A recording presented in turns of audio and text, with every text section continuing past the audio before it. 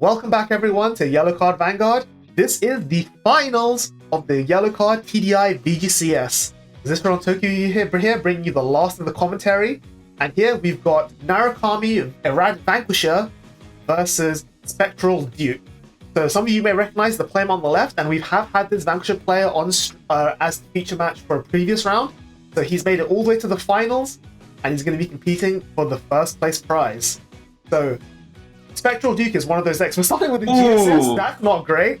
Very strong GSS start of the game, but we do have a lot of the pieces that we're looking for. We have the Percival, we have the Grade 2, we have the Duke as well, and we do find the Grade 1 that we're looking for as well. So despite G-assisting, we are not in an awful position. If we can definitely get the plus back off of riding the Grade 1, that can just mitigate our loss from having to G-assist.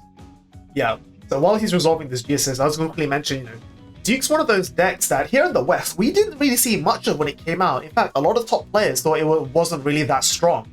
But surprisingly, in the West, like especially in Singapore and Malaysia, they were really into Duke with Percival, to the point where it was considered like one of the top decks in Japan for the V format. And I'm just curious to see what your thoughts are about that sort of shift and the difference in paradigm there. I actually am of the same opinion that I think Duke is very good.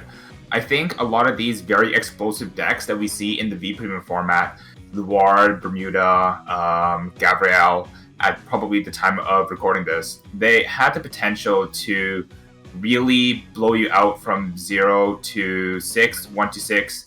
But if you weren't able to actually blow them out, specifically in a deck like Duke, that has a really strong LB4 ability to turn your second drive check to a +2 effectively, it then makes it just that much harder and harder to kill. And I think that is one of the big draws to Duke at the moment. Yeah, so we saw that he added the second copy of his Grade 3 with the Grade 1s on ride.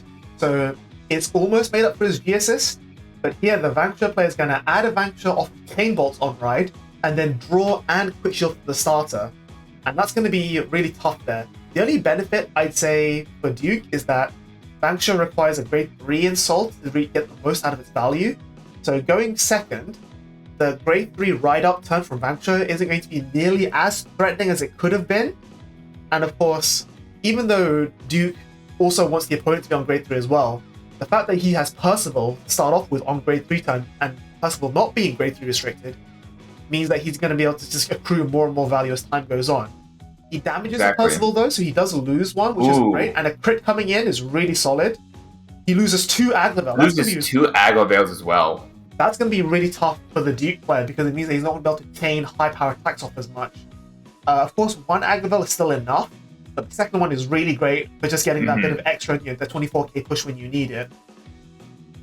I think it's actually very interesting to see that the Duke is now already on 3.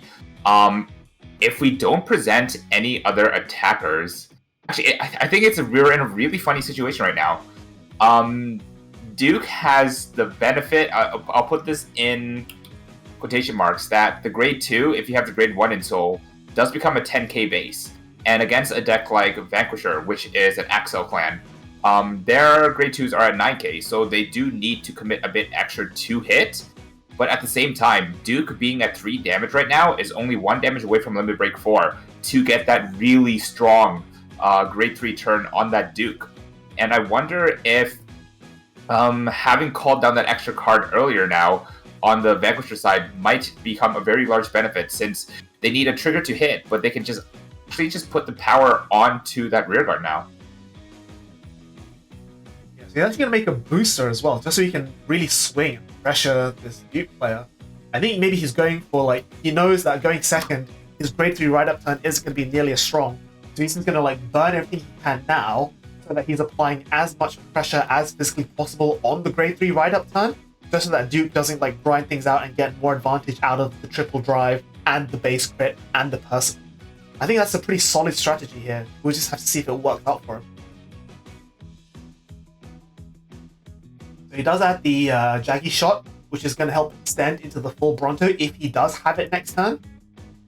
Question is, does he want to commit much more? Is he going to try and get a boost there? Yep, he's going to commit a second Bajan just to hit 10k base of the Vortimer. So that's 16k, which is 10k to guard. But if I'm Duke here, I'm thinking about taking this and then guarding the Vanguard swing. Because you want Thinking to be about at as 4. well. Yeah, you want to be at 4. You don't want to get crit 5. So it's about what you can and can't guard, right? Yeah, so I'm thinking, yeah, take this and then make sure that the Vanguard swing does not hit anymore, because we do have that heal guardian that we did see in the G assist, and then Vortimer is great too on ride from Duke, alongside the Percival we have in hand. We are going to be plussing a metric fuck ton on our next turn. Yep. So he takes the damage, no defensive, which is a bit annoying, but I think now it's fine to just use the heal guardian -2 crit to your opponent's Vanguard. And you say like, okay, I'm still gonna take damage, I'm gonna be on 4, and then you're gonna eat triple drive next turn. Huge draw card coming in. I think the draw would have made it 1 pass, so I think -2 is probably the best plan there. The draw is also really obviously good for Vanquisher because now he digs for full Bronto, he digs for rock climbs, he just digs for pieces that he needs to get going. And the important thing here is that, like the Duke doesn't have crit yet because the Vanquisher isn't on grade 3. It is the 13k base, but that's not going to be as relevant when full Bronto gives the front row 10k. So the question is, can Duke put forward enough of an aggression without Percival? Because he has the 1 Percival, but he's lost 2 Aglevel already, so he's got at most 1 other Aglevel left. And I don't know if Duke plays any other cards that's good at hitting numbers on its own, other than maybe full Cavalier. Well, we are going to be able to resolve the Grade 2 Mortimer skill here. We get the draw on the right from the Axel. We also get a Superior Call 2 off of top 5 as well. We see the Grade 1 Mortimer being one of the choices. A very good card, like just a Duke. Like, the Duke package is kind of like very nicely condensed into each other. And we do see the Hoyle and Kahedon package as well, just to get some more Superior Calls, get some more deck thinning. But I think it's very interesting that at this current point, you don't want your deck to be too compressed, because should you unfortunately hit a heal trigger on your first set of drive checks, that is a trigger that has effectively negged you too, since you won't be LB4 anymore, you won't get the extra 2 drive checks, and that does make a huge difference when you are trying to recover from this current position. Yep, so Caden's there is going to go get a Gorbaduck, which is a nice 13k body. Having a Howell behind the Vanguard here would be great, because then you're pressuring your opponent with 23k restanding. But if he doesn't have it, he doesn't have it. I did see that he saw one of his Aglevels in the top 5 from the grade 2 Vortimer skill. So the last one is in the deck that he can go grab with the Percival. And it's still going to be a really good number. Of course, unless he makes an extra body on the board, he's going to end up losing this whole field, because the Aglevel needs to put a rearguard into Soul to bounce itself, and then he needs to sack 3 for the Spectral Duke. So he really needs to find another good body to sack here. So he draws off the Axel and then goes searching for the Aglevel, which we know is in the deck. Unless we drew it off the axe. Okay, just making sure there. All right. Yeah. So there's that Aglevel. So yeah, like I said, because Aglevel basically takes 2 rares off the board, I think this Duke player is going to want to find at least 1 more piece to commit. But of course, he also doesn't want to commit too much, because Vanquisher will just get rid of him. If he leaves anything in the front row, that's a prime target for Vanquisher. So it's going to be very dangerous. And even leaving things in the back row is dangerous, because Vanquisher could still be playing like Chowo or other moving units to like pull a front row. It's fine. But no, he's just going to drop the second copy of the grade 1 Vortimer in the back row. And see, you're incentivized here to retire both of the grade 1 Vortimers, the Spectral Duke's cost, because they have effects when they're retired.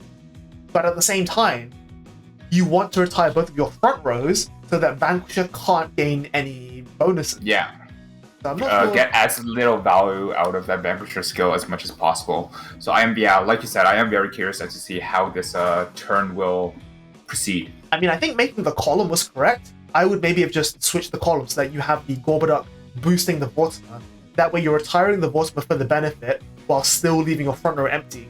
Whereas in this case, he wants to retire both Vortimers, he's going to have to leave one of his front row open, and if he retires both of his front row, he's going to lose access to one of his Vortimers. So, and he's going to swing with the Duke straight here, which is very interesting. Like, is he going to try and retire the Percival, maybe? It looks like, yeah, the Percival's being retired, the Vortimer and the Garbodor getting a draw trigger. Very good to see. That'll hit And our over the second plus check. 10K. A crit, that's Ooh, huge. a crit is nice to see as well. Not to mention, we did not find that heal trigger. So not only does this give us more chances to find a heal trigger on the triple drive, but this means that we actually keep our triple drive on the upcoming swing as well. Yeah, the great thing is that because the first trigger already allowed the Duke to hit over the plus 10k from the Heal Guardian, he could have given the 10k to one of the other rares, like say the Aglevel, to make it harder to guard, but instead he's just going to go all in and just alter Vanguard and put as much pressure as possible, which I do like the sound of as well. So we see here that he has retired the Percival and the grade 1 column for Duke's effect. So I think if I'm in his shoes here, I'm probably just going to put the Caden into Soul for cost of Aglevel, just leave the front row empty, and pray that the second Vortimer doesn't get lost. 1, 2, 3. I didn't really Blanks. see what that last one was, but they were all blank. Now, I do believe that this will still at least hit the rear guard, and then we can always have Aglevel hit the Vanguard, empty our board. I think the unfortunate part of it is that we did not see any heal triggers coming out on the triple drive. However, we do have an incredibly healthy hand that we are able to possibly defend the 1, 2, 3, 4, 5 attacks that Vanquisher might be able to put out on the next turn. Not to mention that because of the Duke package, we are 13k on the defense, meaning that we do effectively save 5 cards to guard, 5k to guard on each attack. Yeah, here's something that I'm not so sure about, which is that we saw that the Duke player put both triggers onto Vanguard, despite knowing that the Vanquisher player had to. He drove checked that draw PG last turn on his grade 2 Vanguard swing. So really, you know that your Vanguard's going to get PG no matter what. So plus 20k to Vanguard just really isn't providing much value there. Whereas this Caden Vortimer column is only sitting at 17 versus the opponent's 19 because of the Heal Guardian. Putting the 10k power on the trigger onto there would have been much more useful, because then this would be asking for 10k shield. Plus, we know that the Aglevel already hits because it's 24 base on the Actual Circle, which again is another 10k shield from your opponent. So I feel like the assignment of the trigger was just very weird here. So he's gonna put the grade 1 Soul. He's not gonna leave his front row empty. That might come back to bite him, I think. So yeah, that's a bit interesting of a choice. We do know that Vanquisher is equipped with tools to remove the front row anyway, so may as well not give him the maximum value out of that skill. That's a curious one. Yeah, and there's no way that Vanquisher doesn't lead with the skill to remove the grade 2 intercept. So it's not even like you save 5k shield by leaving the intercept on board. Like, they're just gonna lead with the Jaggy Shot that you saw them add with the Mighty Bolt, and Jaggy Shot's on attack effect to bind the Caden, and then there goes your pieces. Like, maybe he was saving the Caden because it's part of the Hoel combo, but again, like, you have to know that you're going to be losing it this time. Yeah. That is a very interesting choice. We're going to start off with the Vanquisher skill, going to pop the Caden into the bind there. And we only need 2 more binds, probably not happening this turn, but regardless, we are going to be able to get that 5k buff onto the Mighty Bolt. And hopefully that extra 1k power on the Spectral Duke can carry Spectral Duke into their next turn, where they can hopefully go for game. Because as it looks right now, the Vanquisher's hand is not all too healthy. I mean, again, this is why leaving the front row would have been great, right? So at the moment, a Vanquisher, unless they have like a second bind on attack effect, Vanquisher's not getting the plus 10k this turn. But then by leaving your front row open, you would have made it very hard for them to get this 5k buff on the Mighty Bolt right now. You would have forced the Vanquisher player to attack with a Jaggy Shot first to get the 5k on this Mighty Bolt by binding their own full Bronto or whatever. So the Vanguard swing's coming in. It's only 25. It's not impossible to guard.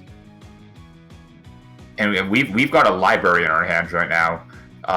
Probably going to be able to guard this quite nicely. Even opt to take the 5th damage from one of the weaker attacks after the full Bronto. Since we have not provided any other targets of attack that Jaggy Shot could go into, and Jaggy Shot is forced to go into the Vanguard anyways. But we do get a very well-timed heal here, being able to push us back down from 4 to 3 in combination with that 5th damage heal trigger we saw on the turn after, being able to keep it at 4. This is going to be able to help us soak up more damage on the Duke turn. The power to Jaggy Shot is interesting there, because that implies to me that he's not going to go for an attack extender, and he's going to Jaggy Shot for a full Bronto. Because there's no reason to put power on the Axel, because if you were going to go for an attack extender, Jaggy Shot would have called over itself anyway, or you would have sung with the Bajan first. So yeah, there's no extension here, it's just going to be the full Bronto, which obviously will pump the Jaggy Shot and the Bajan column. It's not as much tempo as you would have liked, no like 5 or 6 attacks. And as well as that, by not getting the extra attacks, the problem with the full Bronto line is that you're not actually plussing. It's overall break even. So it's by not plussing, you're basically saying that Duke is going to start eventually overwhelming you under that 5 drives a turn setup. And I think that's what's going to be problematic here. But he's going to take this Jaggy Shot. It's going to be 1 damage, no defensive. So the Bajan column is now 26, which is still pretty easy to guard. Damaging a full Cavalier is a bit annoying because that is, one of the ways that Spectral Duke makes a board out of thin air to be able to retire for its own effect. Yeah. But the full Bronto coming in there, probably going to be guarded. 22, only 1 drive. That should be easy to guard. Yeah, you just drop a trigger for a no pass here, I believe. Like you were saying, even though the Duke player has loads of cards in hand, at the same time, it's going to be really difficult for them to continuously refill a board and then Duke and then Aglavel while also playing around Vanquish's ability to destroy the front row. So I think the longer this goes, the more problematic it's going to be. And that heal is really good for Vanquisher because it's just an extra turn or extra damage that they can save. And it means that Duke now has to deal an extra point of damage to actually win the game, which is, again, a lot easier said than done. But yeah, if you're going to guard all of this, then rise back down to Vanquisher. Alright. Passing it back down to the Spectral Duke turn, we are going to draw for turn. So we've seen the Duke player discard 2 other Dukes for PG. So there's the 4th one. So he's got no more Dukes in circulation, but he does now have 3 Axels. The problem is, again, the Vanquisher player being on 3 opens him up to hitting a defensive, and the defensive would be really, really good against a Duke here. We're going to see the Hoel come out. Do we have a Kahedon for that big column? There it is. It does. It's interesting that he doesn't put the Hoel behind the Vanguard, because in my opinion, that's where the Hoel provides the most value. Yeah, because it's, your Vanguard turns into 33k twice instead of 23k twice. But we'll see that if he has just harder to guard. Exactly. And whereas putting it behind the Kahedon, like that column's already 17, which is 5k shield. Making it 27 hits over defensive, which is nice. But at the same time, like if he hits a defensive, it's only 10k to guard, which is a lot less impactful. He finds a Gorbuda off of the Kahedon, which isn't bad. He has pretty the good call in hand. Does he have anything other than the Agba to push numbers though? This is I think where Duke falls down, is that the best targets you want to have on board for Duke's effect are the grade 1 and the grade 2 Vortimer, but they don't naturally gain power, so you don't have the ability to just out pressure your opponent the way say Gurgit is able to do. So speaking thereof, we do see the Aglavel, and we do see the grade 2 Vortimer in hand as well. Probably one of the best resource management cards in this deck. Being able to provide soul, being able to provide an easy venue of retire. But then, as much as we saw Duke's hand go up the last turn, we are seeing him being forced to expend it to once again refill the board.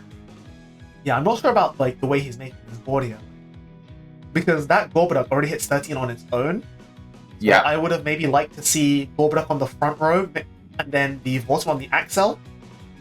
And that grade 1 Vortimer we put behind the Vanguard, that could definitely be swapped around with the Hoel that we see behind the Kahedon to really put emphasis on that big Vanguard swing. Exactly. That is the card, that is the attack that will put the most pressure. That is the attack that will say this can win the game right here, right now. Yeah, and plus, like we keep saying, like I said the time before, you're encouraged to retire Vortimers with Duke's skill, and putting the Vortimer behind the Vanguard is just, it's a loss of value, right? You could have left this on the other column first. If we had, say, the Gorbuda behind the Kahedon and the Vortimer behind the Vortimer, this will only be a 70k column, which is a small poke, which your opponent's not going to want to guard, and then you have the Hoel behind the Vanguard to boost, and then you can sack both Vortimers for value, and then the Gorbuda boosting the Kahedon would have been much better numbers. It would have been a 22k column into your opponent's 12k without defensive, which is, again, putting pressure. So we might get there anyway. The Vanquisher player took 4th damage and it wasn't a defensive. And this is a 2 to pass. Going to see the first drive check come out, and it is a heal trigger. Which goes off. That's a pretty funny heal trigger. I think at this point, I would be very inclined to put it all into Vanguard here. Just because if you get the double trigger, you win right then and there. If you don't get the double trigger, it just makes your next attack that much stronger. Yeah, for sure. I think that's what he's done there. So now he's going to retire his 3 rested units. And again, this is what I'm not so happy about this board position, right? Like, if you had done it slightly differently, you could have had a situation where you retire at least 2 front row units.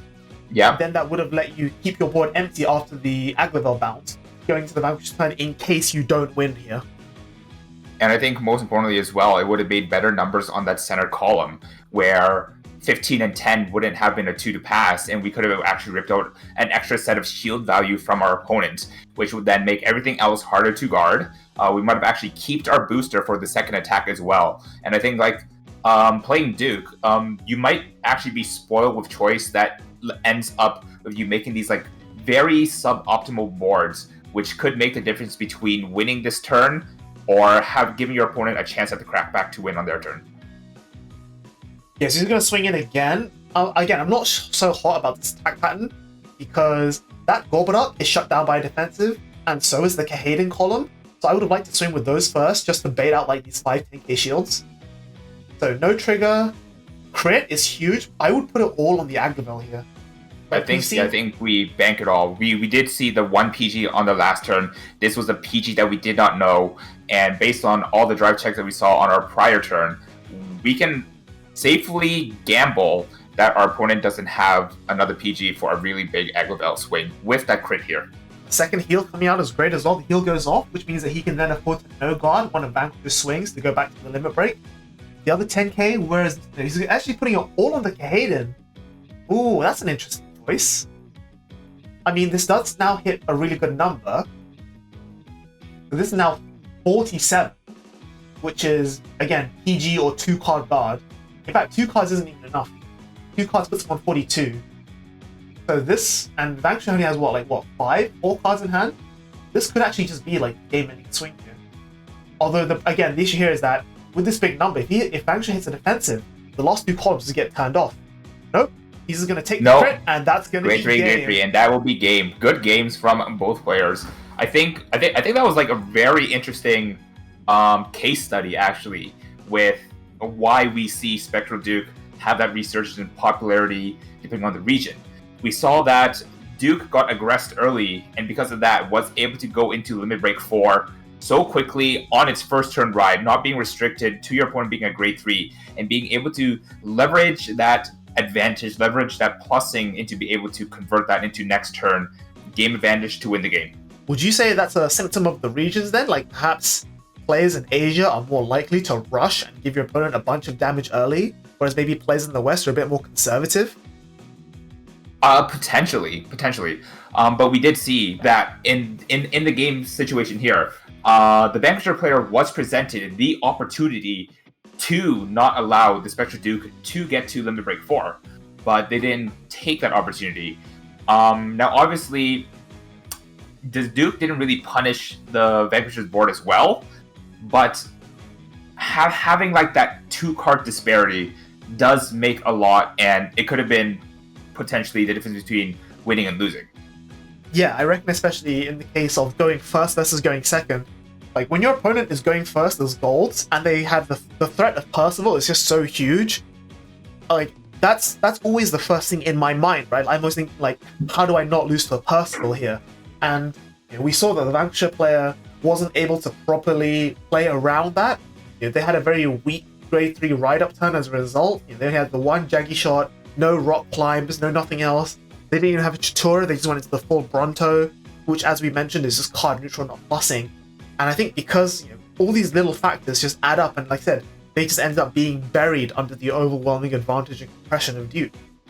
I think that's a good way to put it, is that I do think that one of the main turning points was that grade 2 turn, deciding to attack into the Vortimer, giving that extra damage, actually choosing to call down the Mighty Bolt as well for the boost, which means that that's 10k in hand that you don't have to guard, one of the easier attacks of that turn to guard with.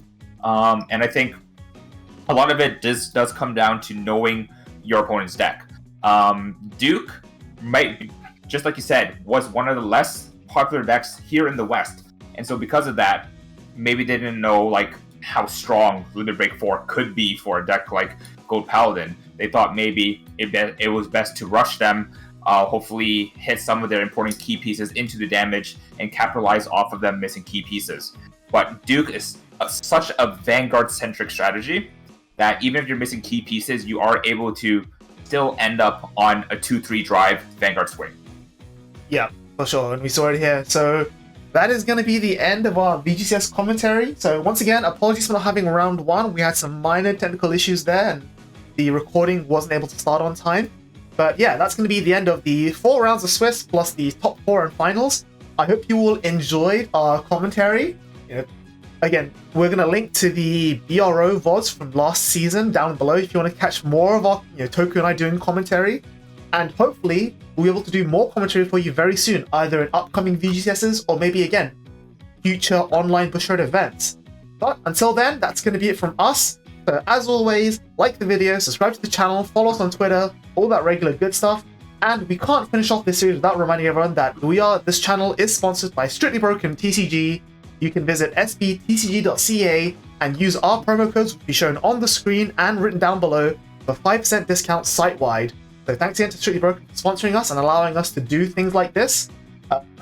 They didn't directly sponsor the VGCS, but I'm definitely working on it for the next one, so watch this space. But until then, we'll be back to your regularly scheduled content very soon. That's going to be it from us. Thank you very much. Bye-bye. Bye-bye.